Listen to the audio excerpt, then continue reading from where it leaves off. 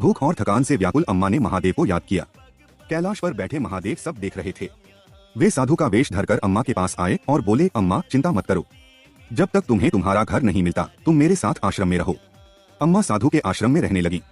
वहाँ उन्हें भरपूर आदर और भोजन मिला। उधर घर लौटकर बहू आराम से रहने लगी, लेकिन कुछ ही दिनों में उसे गंभीर बीमारी हो गई। इलाज के लिए सारा पैसा खत्म हो गया और वह भीख मांगने को मजबूर हो गई। एक दिन साधु ने अम्मा से कहा, चलो अम्मा, गंगा घाट पर भूखों को भोजन कराते हैं। गंगा घाट पर जब अम्मा भोजन बांट रही थीं, तभी एक कमजोर और बीमार औरत उनके सामने आई। अम्मा की आंखें फटी रह गईं, वह उनकी बहू थी। माँ जी, मुझे माफ कर दो, मैंने आपके साथ बहुत बुरा किया और देखो भगवान ने मुझे इसकी सजा दे दी, बहू रोते हुए बोली। अम्मा ने उसे गले लगाया और कहा, बेटा, गलतियां इंसान से ही होती हैं, सच्चा पश्चाताप ही सबसे बड़ी सजा है। सीख, गलत रास्ते पर चलकर कोई सुखी नहीं रह सकता। सच्ची खुशी अपनों के साथ और अच्छे कर्मों में ही होती है।